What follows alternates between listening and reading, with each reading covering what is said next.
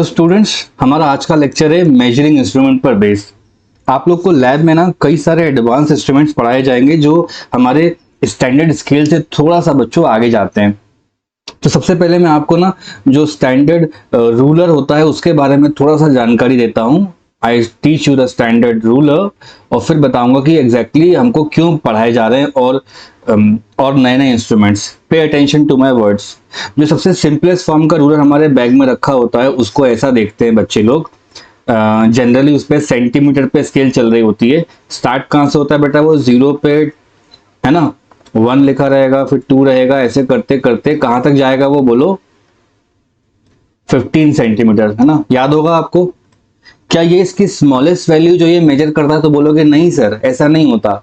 0 से लेके 1 तक जाने में भी क्या करेगा ये? बोलो 10 टाइम्स ये ऐसा करके चल के जा रहा होगा।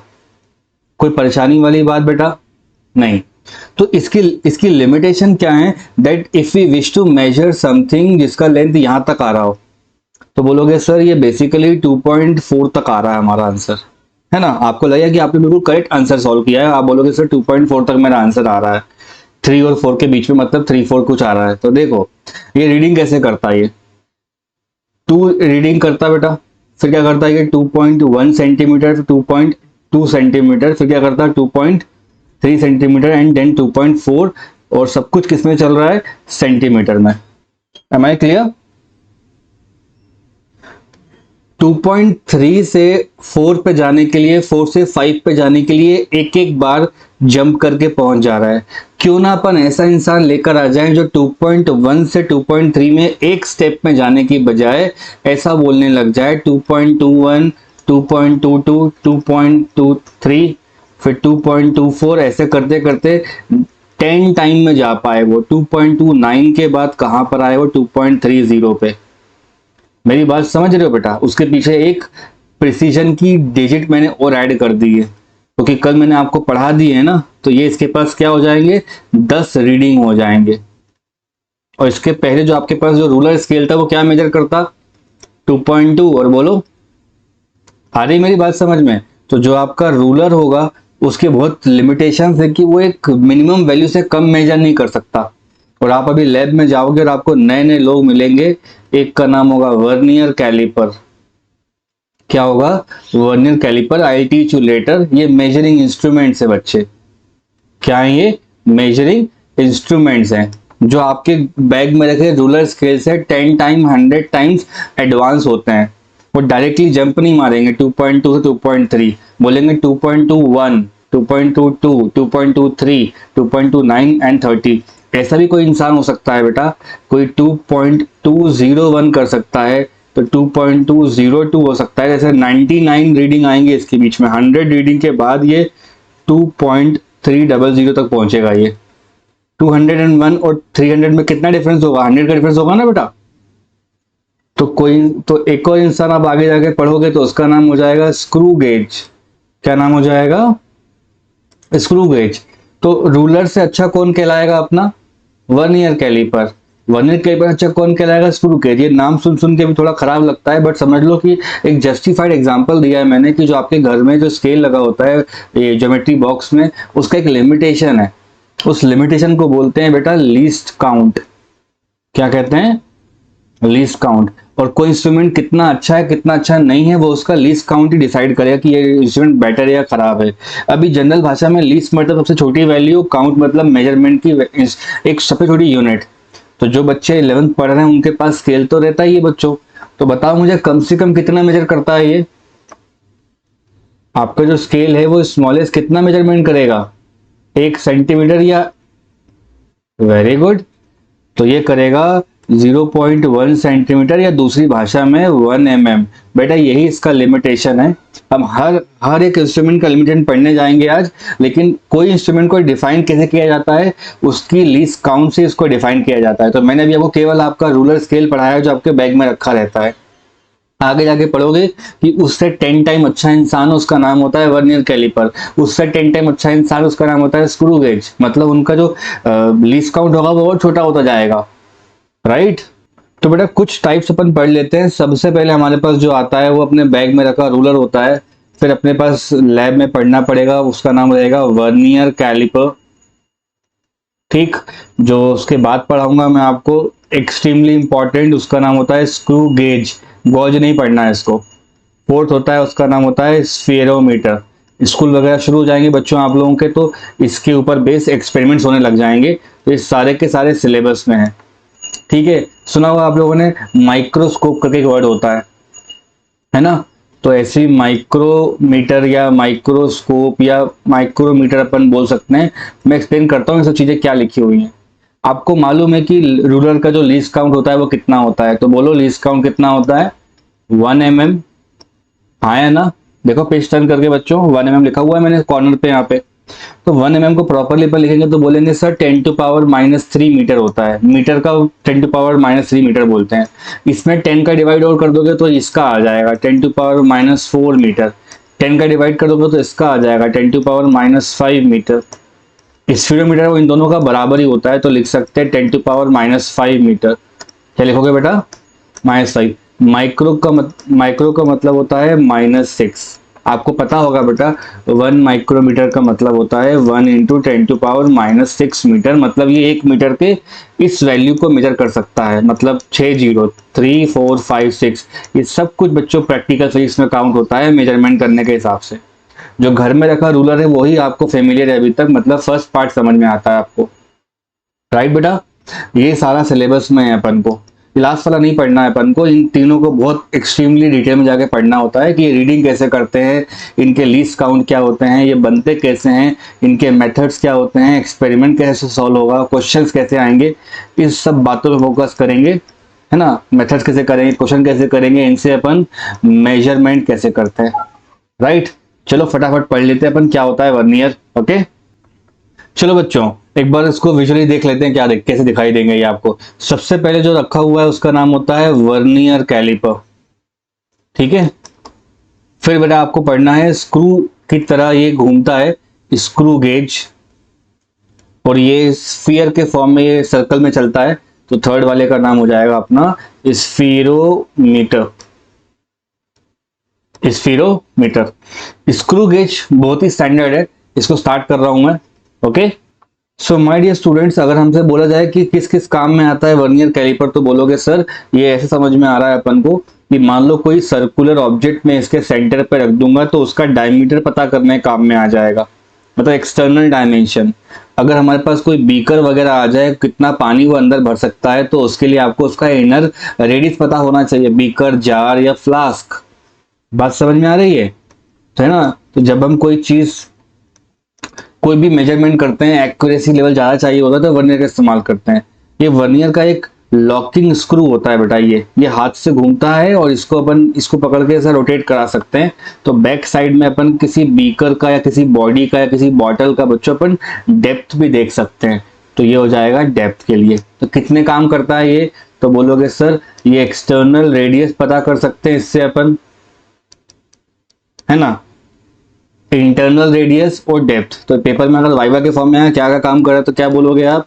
सर ये एक्सटर्नल, बोलो बेटा,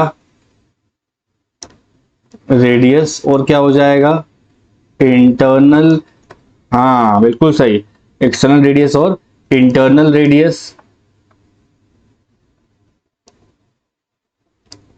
किसी बॉडी का। और थर्ड क्या हो जाएगा आपका?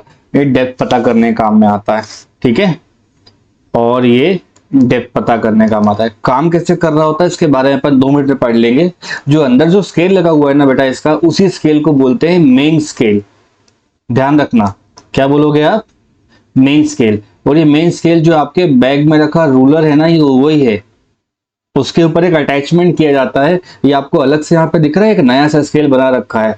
इस स्केल का नाम होता है वर्नियर स्केल। ये एक तरह का एडिशन हो जाता है स्केल में हमारे, तो ये थोड़ा एम्पावर्ड बन जाता है। समझ लो हमने इसको थोड़ा एम्पावर कर दिया। हमारी स्केल का जो लीस्ट काउंट था वो कितना था आपको पता है ना? 10⁻³ मीटर पता है ना। वर्नियर लगाने से थोड़ा और वो कम हो जाता है, मतलब ये अच्छा बेटर स्केल बन जाएगा। तो ये वर्नियर लगाने से एक वर्नियर की स्केल काउंट होने लगती है। तो जो आपका टोटल आंसर आएगा उसको बोलते हैं TSR, टोटल स्केल रीडिंग। वो होता है बेटा main scale reading plus vernier scale reading. ये एक फॉर्मूला है, आपको याद करके रखना है। लेफ्ट हैंड साइड पे मैंने लिखा है टोटल, एस स्टैंड्स फॉर, जो रीड करेगा ना आपका वर्नियर वो कितना हो जाएगा। पहली बात तो आंसर होगा मेन स्केल पे जितना आ रहा है, और प्लस करके अपन यहाँ क्या कर देंगे, वर्नियर स्केल पर कितना आ रहा है। ठीक, याद रखना पूरी की पूरी इक्वेशन एक ही यूनिट में होनी चाहिए। तो या तो पूरा का पूरा एमएम में चला सकते हो या तो पूरा सेंटीमीटर में। ये मत कर देना कि मेन स्केल का सेंटीमीटर में और वर्नियर का एमएम में, ऐसा नहीं करते हैं अपन। थोड़ा मैथमेटिक्स का ध्यान रखते हैं, डेसिमल का ध्यान रखते हैं, वरना आंसर नहीं आएगा। All right, so students, let us now discuss how can we measure anything using vernier caliper. सबसे पहली बात, हमने मान के यहाँ पे एक ऑब्जेक्ट को रखा हुआ है, स्फेरिकल ऑब्जेक्ट है, बॉल समझ लो इसका डायमीटर निकालना है अपन को।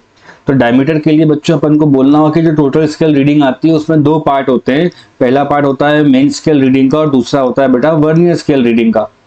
ठीक है, तो मेन स्केल रीडिंग बेटा आपकी ये रही, और वर्नियर वाली यहाँ से देखी जाती है, जो एक्स्ट्रा अटैचमेंट है ना यहाँ से। ये जो नीचे आपको एक स्लाइडर दिख रहा है ना, यहाँ पे अपन अपना थंब को लगाते हैं, और जैसे अपन कोई बॉटल वॉटल खोलते हैं ना थंब से, तो वैसे इसको अपन स्लाइड करा सकते हैं फॉरवर्ड या बैकवर्ड। तो ये जो स्लाइडर है ये फॉरवर्ड भी जाता है बेटा और बैकवर्ड भी जाता है। ऊपर एक लॉक होता है, लॉक मतलब एक बार कर दिया मेजरमेंट तो अपन इसको स्लाइड करने से रोक सकते हैं। देयर माइट बी पॉसिबिलिटी कि हम यहाँ पे बीकर को रख सकते हैं और बैक साइड में बेटा यहाँ पे बीकर हो सकता है, ये कंडीशन है। अब मेजरमेंट कैसे करोगे वो देख लीजिए यहाँ पे फटाफट। जो टोटल स्केल रीडिंग आ रहा होता है उसमें पहला पार्ट किसका है, मेन स्केल का, और दूसरा पार्ट किसका है बच्चों, वर्नियर स्केल का। तो algebraic sum of main scale plus vernier scale is equals to total scale reading, और ये फॉर्मूला होता है main scale reading plus vernier का मतलब होता है n times of least count. बोलो n times of least count. और पहले मैं आपको लीस्ट काउंट समझा दूं क्या मतलब है लीस्ट काउंट का। लीस्ट काउंट पूरे के पूरे मेजरिंग इंस्ट्रूमेंट टॉपिक में एक ही फॉर्मूला होगा लीस्ट काउंट का, वो होता है 1 pitch divide by number of divisions on secondary scale. तो यहां पे हो जाएगा वर्नियर स्केल। ठीक है, 1 pitch on main scale. Pitch मतलब वो क्रिकेट वाला पिच नहीं, बताता हूं क्या मतलब होता है। पिच का मतलब होता है इक्वल डिविजन्स कर रहे होते हैं, वो होता है। तो अगर आप ढंग से देखोगे तो ये आपका जो रियल लाइफ में जो स्केल होता है ना बेटा बैग में रखा हुआ, ये वही है। दिख रहा है यहाँ पे आपको 10, 11, 12 सेंटीमीटर आ रहा है, देखो यहाँ पे सेंटीमीटर लिखा हुआ होगा। ठीक है, शुरू कहां से हो रहा है, 0 से हो रहा है। तो ये जो मेन स्केल है आपका, उस मेन स्केल की सबसे छोटी वैल्यू को पिच बोलते हैं। फिर से बोलो, मेन स्केल की सबसे छोटी वैल्यू को पिच बोलते हैं। तो मैं यहां लिखता हूं पहले तो डेफिनेशन पूरी प्रॉपरली। ये तो TSR का फॉर्मूला हो गया जो आपको याद करके लेके जाना है।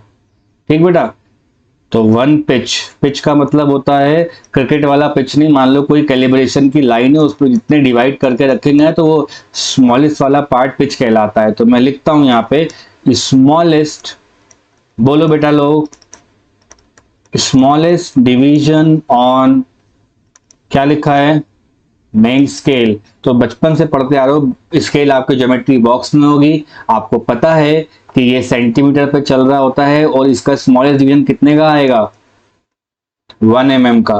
तो यहां मैं लिख देता हूं 1 mm। कोई परेशानी वाली बात बोलोगे नहीं है सर। अब वर्नियर के साथ क्या करना है, तो वर्नियर भाई साहब ने क्या किया था, नॉर्मल वाला स्केल लिया और उसके ऊपर अपना एक नया स्केल चढ़ा दिया। उस स्केल के पास नीचे बेटा कुछ यहाँ पे कुछ डिविजन्स रहते हैं, इस तरह से देख रहे हो सब लोग।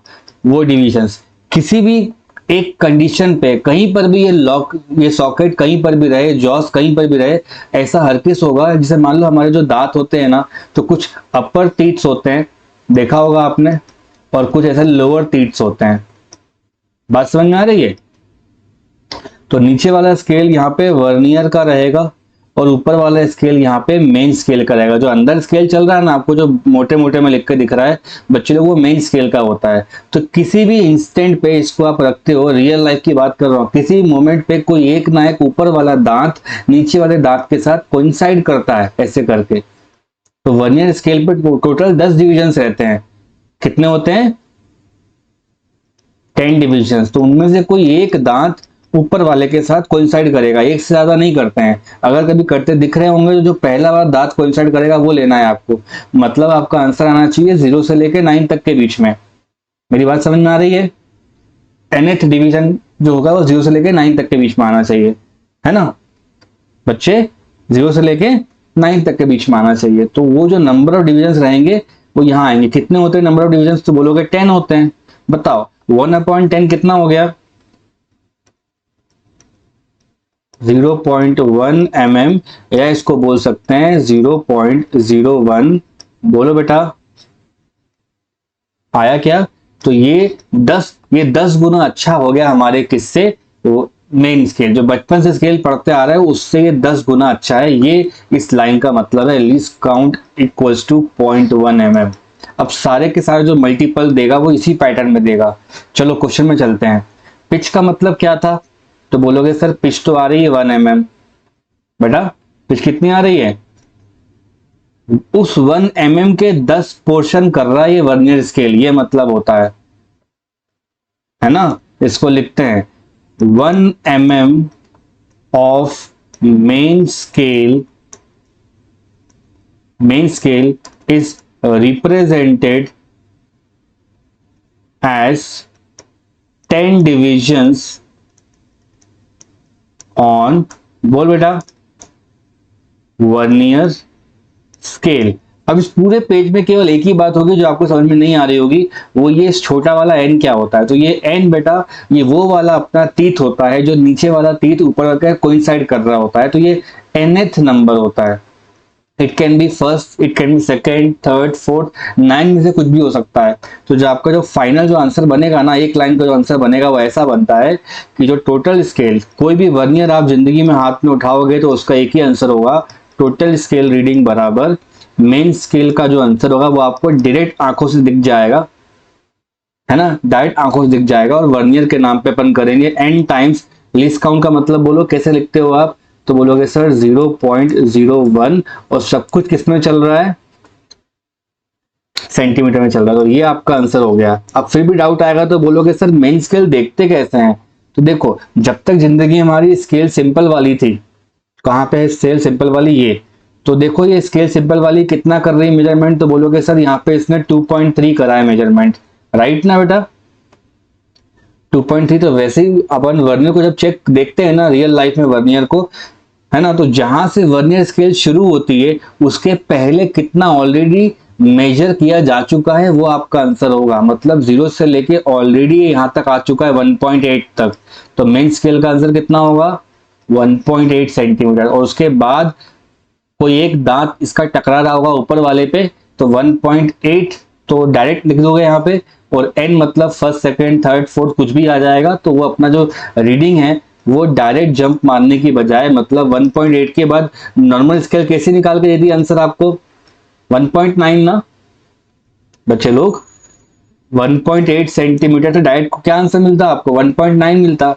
तो वर्नियर की क्लास में कैसा मिलेगा? 1.8 के बाद 1.81 मिलेगा, 1.82 मिलेगा, ऐसे करते करते 1.89 मिलेगा, और 10 बार में आप 1.9 जाओगे, जिसका मतलब बिल्कुल क्लियर है कि हमारा वर्नियर 10 गुना अच्छा है। ये होती है रियल लाइफ में ऑब्जर्वेशन।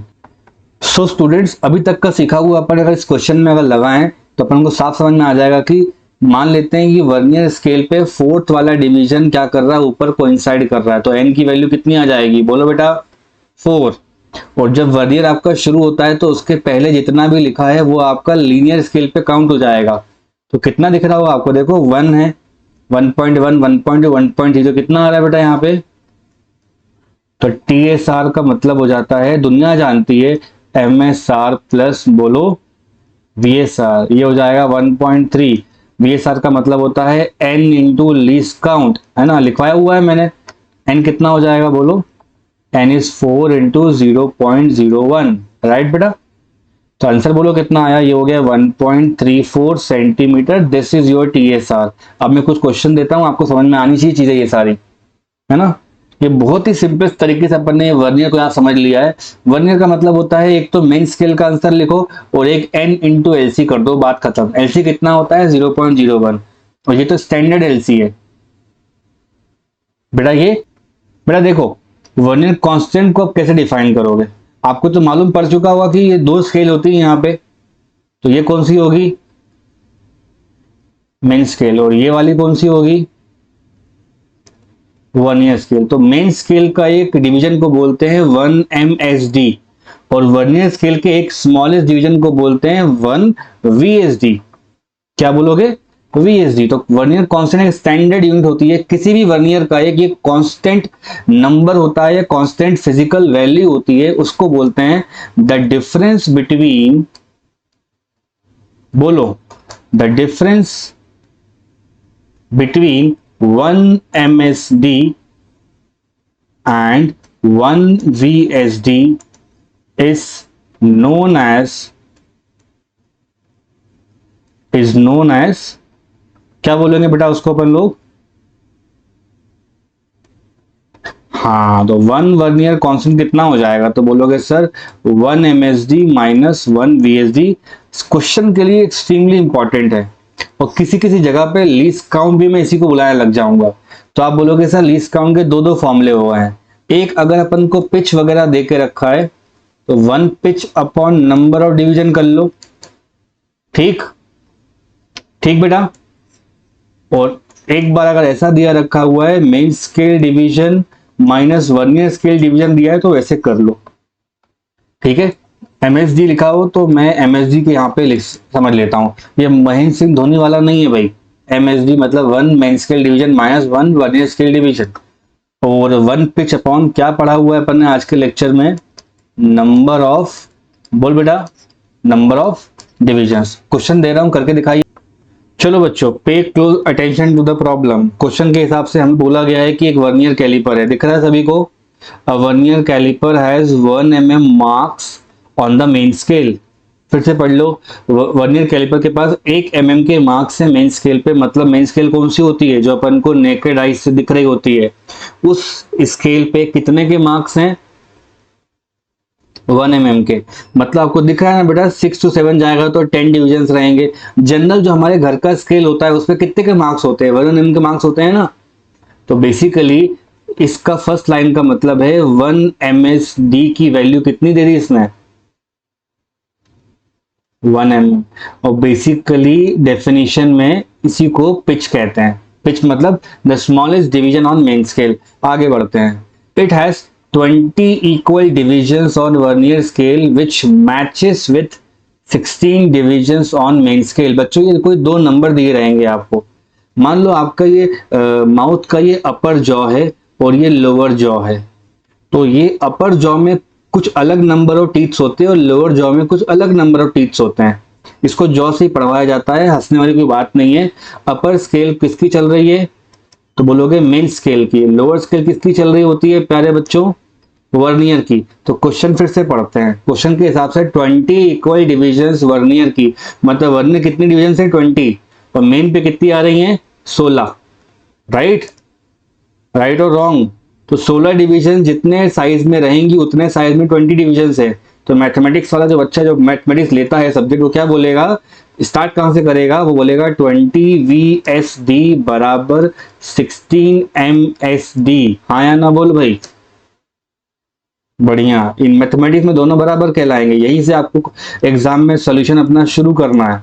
और वो सब करने के बाद बोलता है आपको find the least count of vernier caliper. तो बेटा लीस्ट काउंट का मतलब जब भी डिवीजन के फॉर्म में क्वेश्चन दिया होता है तो वो होता है 1 MSD माइनस 1 VSD।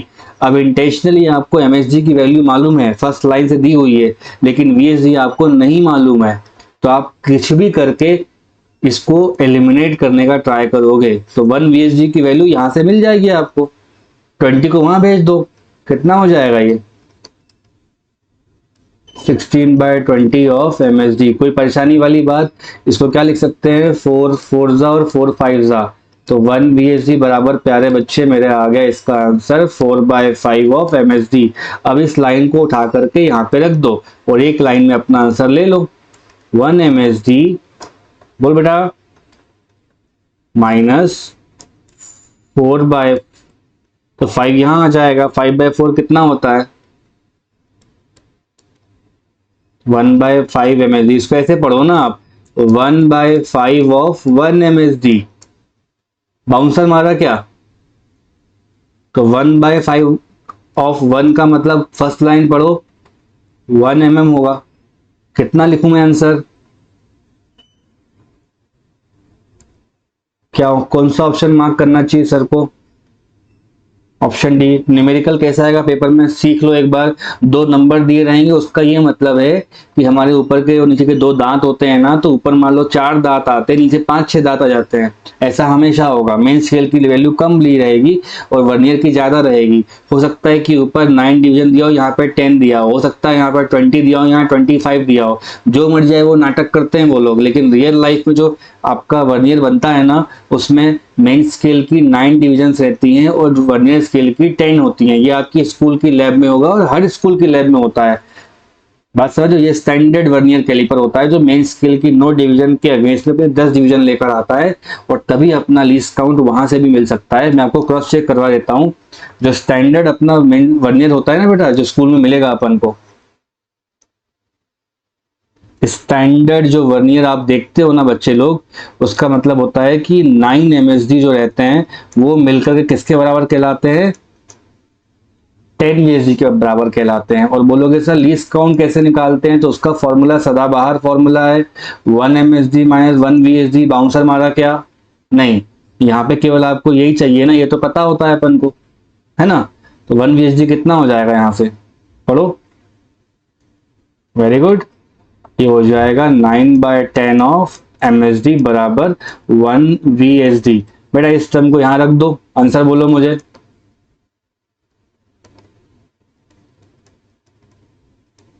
तो एलसीएम लेंगे तो 10/9 हो जाएगा, वो 10 - 9 हो जाएगा। कोई परेशानी वाली बात। अब बताओ मेन स्केल की सबसे छोटी वैल्यू कितने की रहती है, क्या आंसर आया,